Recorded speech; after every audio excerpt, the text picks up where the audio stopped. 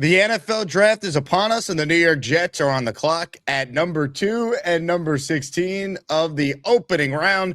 And joining us right now for a full Jets draft preview is a fellow redhead, a diehard Jet fan, and the host of Evan and Tiki on WFAN. It's our guy, Evan Roberts, who joins us now.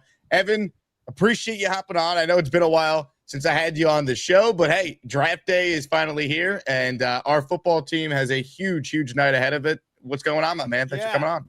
Those are our huge nights. Our huge nights are in April when we're not actually playing football. Isn't that amazing? That's life as a Jet fan. So what else is new? Almost as amazing as that view behind you. My God, what a beautiful day in New York today. Yeah, enjoying the gorgeous weather. Isn't it nice?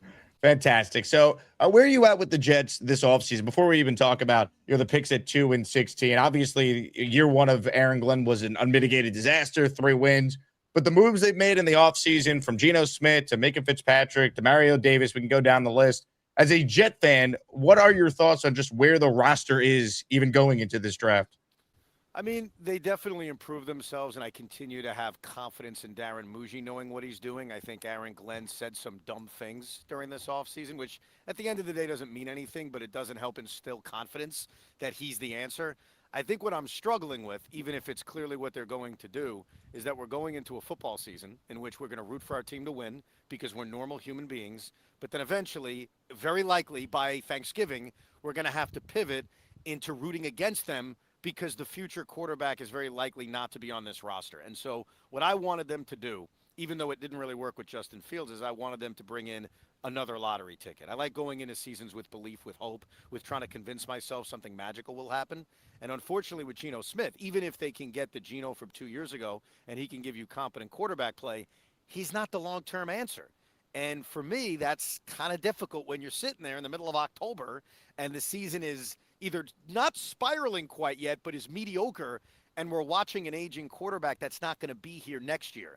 So I didn't love the decision at quarterback. I know there wasn't a lot of great options, but I made a list of options, and Geno Smith wasn't in my top 5, to be fair.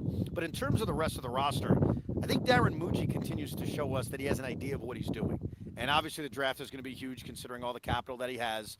And, yeah, that's where I'm at as a Jet fan. I believe in the GM. I don't really believe in the head coach. I think you share the feeling that many of us have. It's just it's a weird spot because I feel like in a lot of ways Darren Muji has distinguished himself with some of the trades and some of the value moves that he's made. He hasn't taken the big swing at quarterback yet, but I don't know if that answers in the draft coming up, and certainly the options in the offseason weren't great. Your thoughts just on the timeline of the head coach, who certainly is on the hot seat going into his second year, and the GM, who, as we were just saying, I think a lot of fans feel way more confident in him and actually like a lot of the moves he's made. Your thoughts just on that dynamic between head coach and GM? Well, what I think they're going to do and what I actually like about what they're going to do is they're probably not going to just reach for a quarterback in this draft and be desperate. And so that would lead you to believe that the GM and the head coach have more than just 1 year. But I think there needs to be progress. So if I had to get in the head of our owner, who is clearly the worst owner in New York sports, let's be honest, and it's probably our biggest problem. But if I had to get into his head, I think there just needs to be growth. There needs to be a feeling of, all right, competency. Because I think what this team is trying to do is set themselves up for 2027 and beyond. So that's what I think they're going to do. It's probably what you should do, because as a fan, we're going to be here long after there's a new GM and a new head coach. We're always there. Well, think about the amount of GMs and head coaches we've gone through. So from a timeline standpoint, it feels like they're setting up to grow this year and then try to be much better the year after. But I think for Aaron Glenn, he just has to show us competence. Like, there needs to be growth. And I know for some fans that's going to be like this weird contradiction because, like I mentioned at the top, there's going to be Jet fans who say we're better off losing. We're better off having the number 1 pick. Well, you can't have that while seeing growth from the head coach. Those two things can't happen. Like, if the Jets have the number 1 pick in the draft in 2027, they're hiring a new head coach. So they almost need to be better, and I don't know what that win total is, 6 wins, something like that, where you believe, all right, I'm seeing something with this head coach. I'm seeing this roster continue to develop. And then 2027 with the surplus of picks, that's when you see kind of that next step. To your point on that, like, to me, it's not even just the win total. Obviously, that matters, but how they get to the win total, I think, really matters because, I mean, look, if they start 1-4 or 1-5, who's to say Woody Johnson doesn't grow impatient again and he fires Aaron Glenn? Or at that point, Glenn's, his fate's already decided. Like, Adam Gase started 1-7 in that 2019 year, and then they went 6-2 down the stretch. They finished with 7 wins, but I don't think any Jet fan was like, yeah, we got our guy. Adam Gase proved he could coach this team, right? So I feel like Aaron Glenn, as far as like coaches on the hot seat, he's probably number one entering the year, and he could be a bad start away, 0-3, 1-4, 1-5. He could be what Brian Callahan in Tennessee was last year. So I think how they get off to a decent start if they can, I think that really matters too, Evan. I agree. It's not always the record; it's how you get there, and other things too. Like, did his coaching cost them games? Like we saw that with the Giants. I think that's ultimately why they fired Brian Dable. It wasn't just the record, though that was a big part of it. It was individually some decisions that were made that cost them games. One thing I'm against, and it's so funny because when you talk in baseball, it's completely different with like the status of the Mets. I don't believe firing a head coach in the NFL does anything. It is a waste. We saw it, and I was no Robert Saleh fan. That was one of the dumbest things Woody Johnson has ever done. Firing Robert Saleh, not only early in a season, but when do we ever see firing an NFL head coach in the middle of a season spark a team? I could sit here and give you 100 examples with baseball. I give you a million examples with the NBA. You don't see that in the NFL. So I'd actually argue that no matter what kind of start they get off to, I don't think firing Aaron Glenn in the middle of the season does a damn thing. In terms of the win-loss record, is there a number? You mentioned 6 wins before, but their win total at most of the sports books is set around 5.5. Is there a number that you think if he hits, no matter what happens, hey, he's back for a third year? Yeah, I mean, look, like you said, it's how you get there. So in this magical world, the Jets start 6-0 and they lose their last 11, he probably would lose his job. So sometimes it's how you get there. But I think I said this last year, and I say this every year. I feel like a broken record with this freaking team. My low bar is just keep us relevant into Thanksgiving. Just have us be in the hunt graphic. Just I want to be in that graphic, in the middle of November. And it's a very low bar, even though it seems impossible for this franchise. I mean, when the hell are they ever in the hunt? But 6 is probably the right number. It's just about being a competent football team. And for anyone who's worried about, well, they're better off tanking. Winning 6 games is the worst thing possible. Between the fact that it's likely to be a deep quarterback draft and the fact they have 3 number ones, so you can be aggressive if you need to, it is not the worst thing in the world. It's actually the best case scenario because it allows competence simultaneously with an ability, because of your draft capital, to move up and not maybe get the number 1 quarterback you want, but get a quarterback that you want. Evan Roberts is our guest. Make sure you like the video and you are subscribed to the channel. As always, we are presented by PrizePicks. In terms of this draft, Evan, the Jets had the 4 picks in the top 44, including the one at number 2 and number 16. In a perfect world for you, Evan Roberts, what is a perfect Jets draft? At 2, it's David Bailey. I think I've kind of come to those terms that's the way I would go. And look, I'll admit this about college football and the draft process. None of us know a damn thing. We sit there, we watch all these videos, we read about them, we listen to what the scouts say. I have no idea. Don't turn into Vernon Golston, all right, which still haunts us to this day. We have so many examples of that. So the reason I've come to the conclusion of David Bailey at 2 is not because I know he's going to be a superstar. It's that he just feels the safest. And right now we need competence. Like, that's the number 1 thing I want as a Jet fan. I want there to be competence. I want there to be good football players. Obviously, when you draft a guy at 2, the expectation is you're a superstar. The expectation is we're talking about a Hall of Famer. I remember sitting there with Badingo for all those years with Leonard Williams. Leonard Williams was a good player, but he wasn't good enough because of how high he was drafted and the expectations you have for someone drafted that high. And I think Arvell Reese probably supplies like the greater potential. But I think when you're building basically a team from scratch, which is the way it feels on defense, I just need competence. So I think in a perfect world, it's Bailey at 2, and it's probably a top wide receiver at 16. I'm open to trading up to make sure you get Tate if that's the guy that you deem. And I would do it by not touching any future picks. That's my one rule if you're going to trade up. But I think adding another top wide receiver that you could put next to Garrett Wilson sets up this offense, not only with Geno Smith this year, but next year with whoever they draft, in a position to succeed. You'll have a good offensive line with some nice bookend tackles that you invested top capital pick-wise on the last few years, 2 elite-level wide receivers, a pretty damn good running back, as I assume they will eventually figure out the Breece Hall situation. And so you set up your quarterback next year in this awesome position. And that's half the battle when you're drafting a quarterback. So I think in an ideal world, you're giving me Bailey at 2 and you're giving me a wide receiver, whether it's at 16 or I'm open to it, trading up a few picks to make sure you get the guy you want, probably Carnell Tate. So I have no problem with Bailey. I think he's a really clean prospect. The pushback I would have, and I want your thoughts on this as a diehard Jet fan, it feels like a lot of the stuff coming out about why they'd be taking Bailey is, oh, well, he's the most ready pass rusher right now. Aaron Glenn needs someone that can help save his job right now. And that's where I get a little worried, because if you're only drafting a guy just for 2026, because yeah, David Bailey probably will have more sacks than Arvell Reese would in year one. I want the guy who's the best player, after year three. That's what Howie Roseman says the Eagles do. They draft for the best player after their third year. You want the guy that 5 years from now is the best player. Bailey might be the best player after a year. Reese, with good coaching and all the things you could do with him, he might be the better overall football player. So how do you balance kind of the logic, if that's the Jets' logic behind taking the quote-unquote safer pick over Arvell Reese? If that's the logic, I hate it. So I can agree. Sometimes you agree with somebody, but you don't agree with them for the same reasons. Like you come to the same conclusion, but your reasoning for getting there is completely different. Obviously, the idea of drafting anybody to save Aaron Glenn's job is depressing to all of us because, again, we're going to be here long after Aaron Glenn is gone. But the last part of what you said is what should convince you and anyone else that David Bailey is the right choice. You said Arvell Reese can develop into the better player, quote, with the right coaching. Okay, well, let's think about this for a second. There is a chance, and I hope we're wrong because I think we all want the Jets to succeed.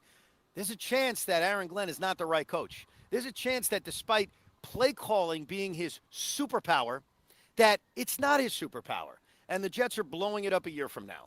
Well, Arvell Reese, who's more of a project than David Bailey, is now going to go through another coaching staff.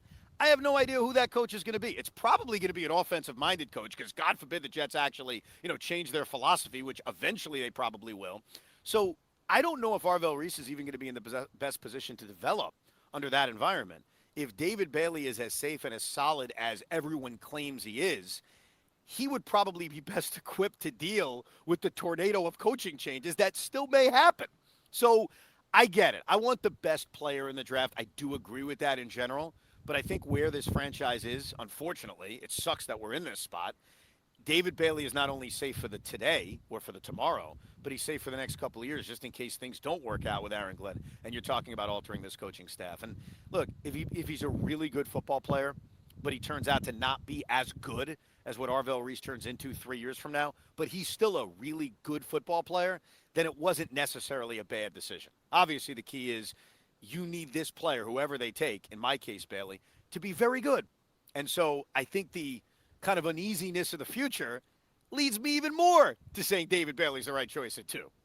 It feels unlikely, but in the event that the Jets could actually move out of number 2, how open would you be to trading down? Well, it depends. So there's a lot of factors here. What am I getting back? How far am I moving back? Am I getting capital in 2027? I doubt that I am, right? It's probably not likely since teams are viewing the 2027 draft as some kind of super elite draft. So I'm open to anything. When you're the New York Jets, you should be open to the world. Like, we suck. We have sucked for a decade and a half. Like, nothing is off the table. If you would have asked me a year ago at this time, hey, you open to trading Sauce Gardner? I would have yelled at you. If you asked me the day before they traded Sauce Gardner, are you open to trading Sauce Gardner? I wasn't into it. Obviously, things change, and everything has changed. So I'm open to anything. I don't love trading back, but tell me what the deal is. If I'm getting surplus in 2027, I'm thinking about it. If I'm only moving back just a few slots in 2025 or 2026, I forget what year we're in, I'm open to it. But to me, I like the idea of just getting the best football player in this draft, not named the top quarterback. So I'm good drafting it too, but I think when you're the Jets, you should be open to everything. You've talked about this a lot on your show in regards to maybe the Giants doing this. That'd be taking a running back very high in the draft. The Giants did this with Saquon, but Jeremiah Love has been a huge topic of conversation for Big Blue. I know there's a lot of Jet fans. I take calls from them every day that say, hey, he's the best player. Just take him. You could trade Brees, and then you could go from there. If the Jets stunned everyone and actually took Jeremiah Love at number 2, what is your reaction on draft night?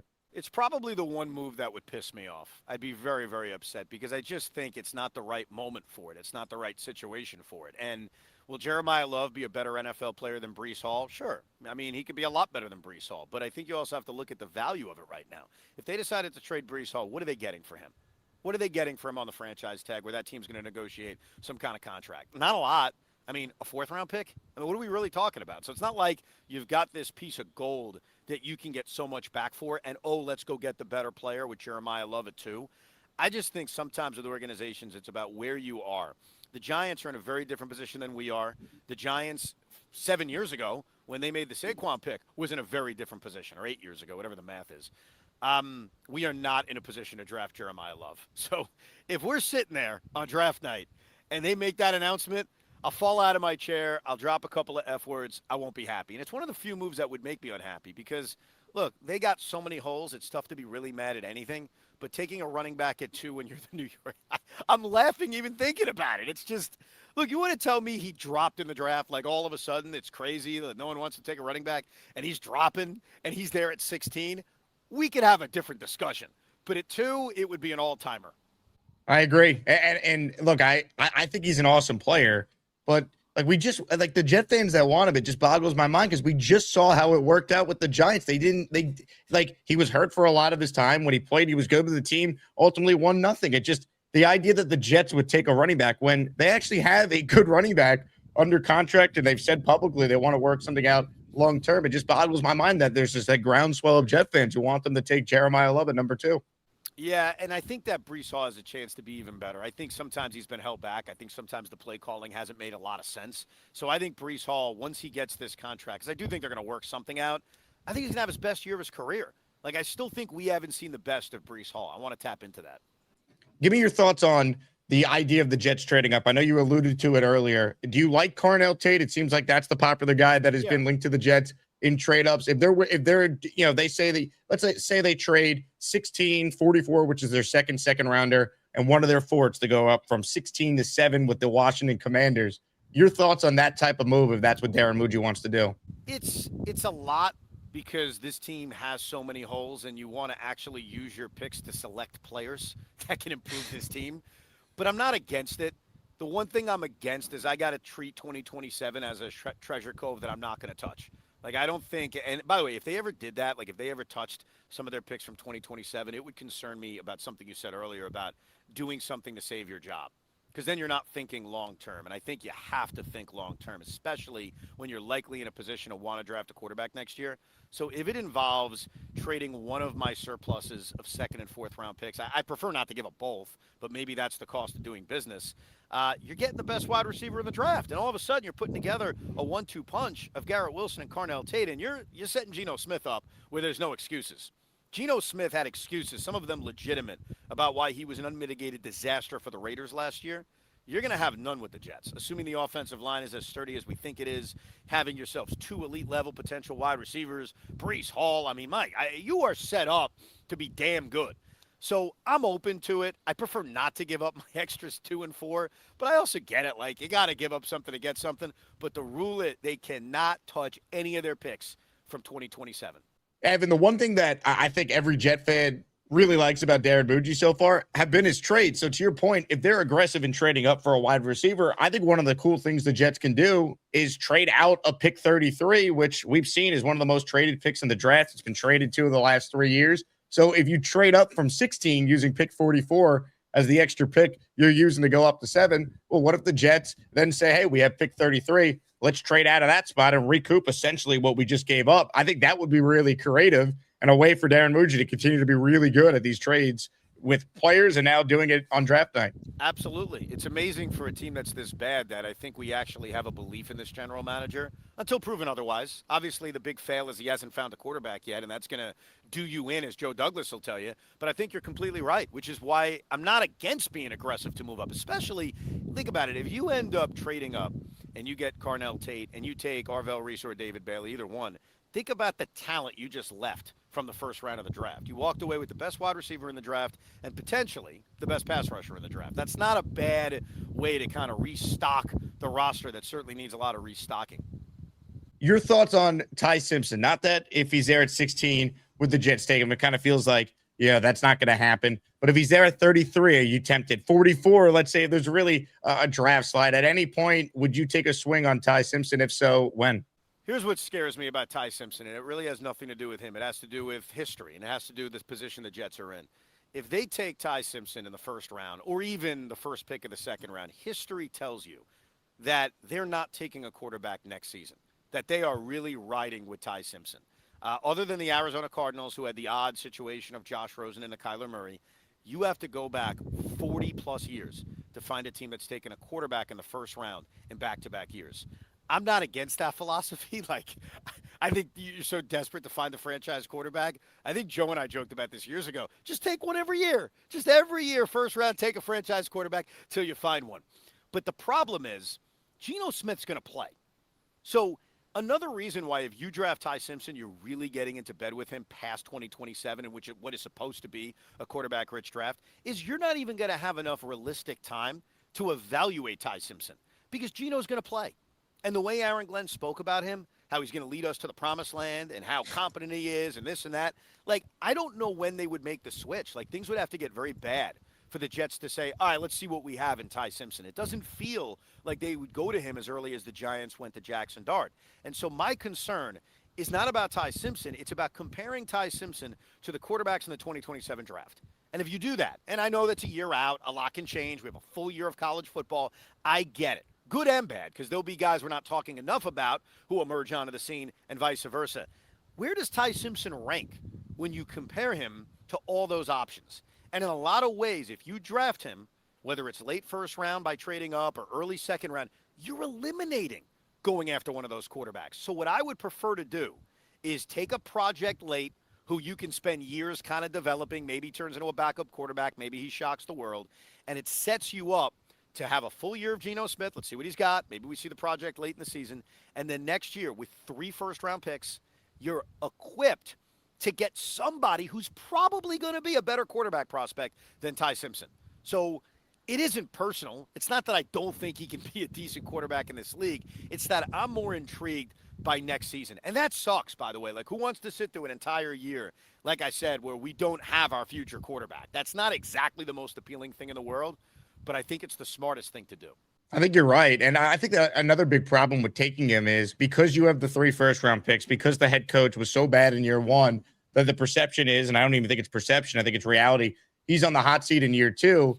Is Ty Simpson going to be put in the best situation when he goes in there? Is he actually ready to go in there? Or is it just a lever the coach is pulling to try and save his job? And then if he gets in there and it's just okay, and then you have a new coaching staff say coming in that they didn't draft Ty Simpson, well, then what do? You don't take a quarterback in 27 because you took Ty with a different coaching staff, different offensive coordinator the year prior. I just think it muddies the waters too much, and it's not worth it for the Jets unless you're in full bloom love with the guy, which I don't think they are, because it'd be tough to be full bloom love with a guy who's 6'1", only has 15 career starts. And while he was awesome at the beginning of the year, whether it's injuries related or not, he didn't play great down the stretch. So I just don't think you could take that guy in the first round. And even at 33, I'd be a little surprised if they did it. He's simply the best of the rest. That's all he is. And that doesn't mean he can't be a somewhat competent quarterback in this league, but I think sometimes we overinflate players just based on the other options. And obviously, he's the second best quarterback in this draft. He's QB2. And I agree with you. I think that things need to be clear going into 2027.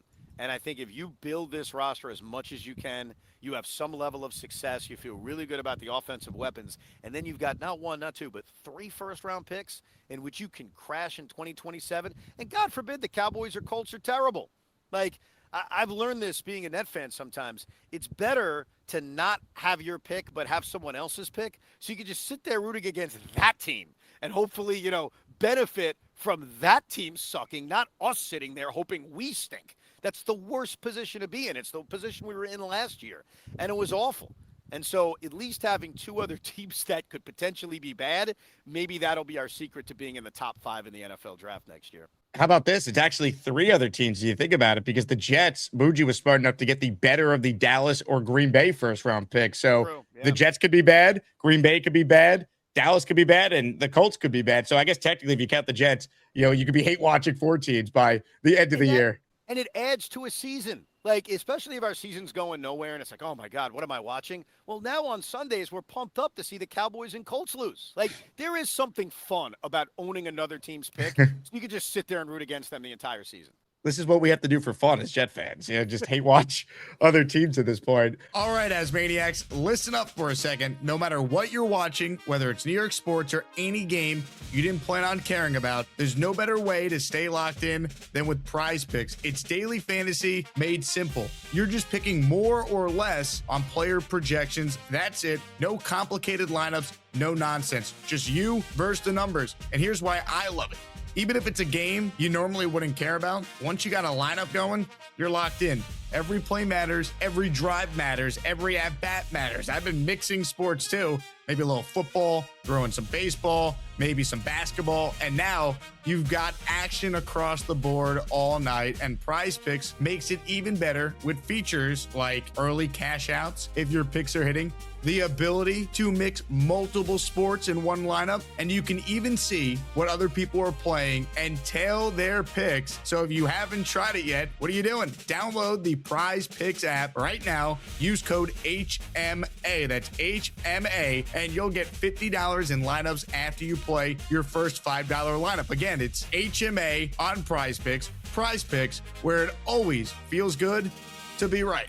For you, Evan, I want to go down memory lane before we wrap up here. What is your favorite Jets-related draft memory in honor, of course, draft weekend being here? Believe it or not, it was Sam. It was Sam Darnold, because the entire season was about tanking for Sam, and we didn't tank. Remember, we got off to a pretty good start. I think They were 3-2. Yeah, with Josh McCown at quarterback, and then that, oh, God, I think it was the Austin Seferian-Jenkins play where they said it was a fumble through the end zone. It was against the Patriots. They got screwed. But the whole season was about tanking for a specific player, Sam Darnold. We have too much success. Then we trade up to 3, and then Sam falls to us. And I just remember being so excited that night about the idea that we got Sam Darnold. And, good for him. He just won a Super Bowl. Great, fantastic. He was probably, of all the quarterbacks we've drafted over the years, the guy I was most excited about. And part of it was the journey. Like, it was a year-long journey to get to Sam Darnold. So, to me, that was the one that was still most crystal in my mind, and I remember being as excited about that draft as I'd been with any other draft the Jets have had. Wow. And if I remember correctly, you and Joe were doing a draft show live from Radio City the day the Jets made because it was during the day at that point still, the day the Jets traded up to take Mark Sanchez. Is that correct? Yeah, I did. Absolutely. I remember we did a live draft show when they got Darrelle Revis. Little did we know what he would turn into. So, but you know what's different about those? Like, I have history now to tell us, hey, that one worked out or that one didn't work out. In the moment, I didn't know. Like, in the moment, it was like, we'll see. Like, sometimes our reactions, Joe always has this, which is, they better be right, bro. And it's the most simplest but so accurate comment about the NFL draft. We really don't know. We sit here, we try to do our homework. We have no idea. And so the end result is, you better be good. It's a simple statement, but it's so true. The thing about Sam is that it felt like the journey to get to him was such a long, winding road between we have to tank, oh, wait, we're too good, we're not going to get him, oh, wait, we're going to trade up 2 months before the draft, oh, wait, he's here. So, and then the simultaneousness nature of the fact that the Giants took a running back, there was a lot of epicness to that one above any other draft in my mind. I think you're right. The journey to get Sam is what makes that so special. You mentioned Joe. We have to end with some Joe B stories. He's been a part of my show the last 2 years. It is always a blast catching up with him, getting to know him, Terry, and the full Joe B experience. You had that for more than a decade every day doing a show with him. So when you think back to the run that you and Joe B had, what are some of the things that stand out right away? Number one is me and him flew out to San Diego to see Jets Chargers, the infamous playoff game where we beat them in San Diego, moved on to the AFC title game before losing to Indianapolis. And we paid our way out there. The station was not hitting the bill. And so we're trying to find airplane tickets. We ended up flying to L.A., driving from L.A. to San Diego, and then going to the game. And my favorite memory is that, first of all, I was a single guy at the time. We sit down, just me and him, and there's these 2 beautiful women sitting next to us. And we're both like, I look at him, I said, not the time. Like, I can't be spitting game right now. I mean, not that I had much of it, but we got a playoff game going on right now. And his excitement after they won that game was something I'll never forget. And he'll tell you, he was over the top obnoxious to Charger fans. And even after the fact said, yeah, I kind of felt bad. Like, he was screaming at them, your winning streak over, like haunting the daylights out of him. And I remember after the fact, we were driving back to L.A., I'm like, we didn't have to do that. We don't hate the Chargers. Like, these poor Californians were wishing us luck in the AFC Championship game as we were leaving the building. But I think as a Jet fan and just seeing his reaction, and obviously I'm delirious as a Jet fan, I think that moment is probably my favorite. Getting to share that with him, beating the Chargers in the divisional round to go to the AFC Championship game. It was freaking amazing. favorite memory as a Jet fan? Is it the 2010 season, playoff win over the Pats, or is it something else for you? Oh, it's 1,000% going to New England because so Beningo and I plus Ernie, our producer at the time, went to the Monday night game where we lost 45-3. Yep. Whatever that final score was. Bro, we were mentally abused in that building. It was just endless torture. Not only are we watching our team get their ass kicked, Bill Belichick's, of course, running up the score, what else? But we were getting verbal abuse all night to the point where a few weeks later, when we advance and we're about to play the Patriots, Joe wouldn't go. He said, I'm not doing it. I cannot do it to myself. So me and Ernie went back to Foxborough because we both said we got to finish this story. Like, we have to go back there. And the satisfaction of leaving that building, and it took us hours to leave because we didn't want to leave. We wanted to walk around Gillette and look into every last eye of a Patriot fan and say, how you doing? How you feeling? But beating the Patriots in Foxborough probably added because of what happened a few weeks earlier. It's not only my favorite moment as a Jet fan. I've gone back and forth on this. It may be my favorite moment as a sports fan. It was that sweet. That is absolutely epic. I'm glad that you and Ernie were able to be there for that. I mean, January 16th, 2011. I'll remember the date forever. And sophomore in high school at that time, growing up listening to you and Joe, I'd bring a transistor radio to school the next morning just so I could hear you guys. And they haven't been back to the playoffs since, and here we are. Here we are, bro. That's the most depressing part. You bring up a great story like that, it's like, damn, that's the last time we won a playoff game. Wow. Okay. Unbelievable. Maybe it starts to change with this draft class, Evan. Let's hope. Let's hope, man. He's Evan Roberts. My name is Jake Asman. Evan, I really appreciate you hopping on, man. Let's hope the Jets crush it and better days are ahead. Let's hope, man. Thank you for having me on. I appreciate it. Hey, here's the deal. Just got no chance unless you click on that like button. And you got to make sure you subscribe to the Jake Asman Show. You don't, you can get the f*** out. Now let's go, Asmaniacs. We're built for this shit.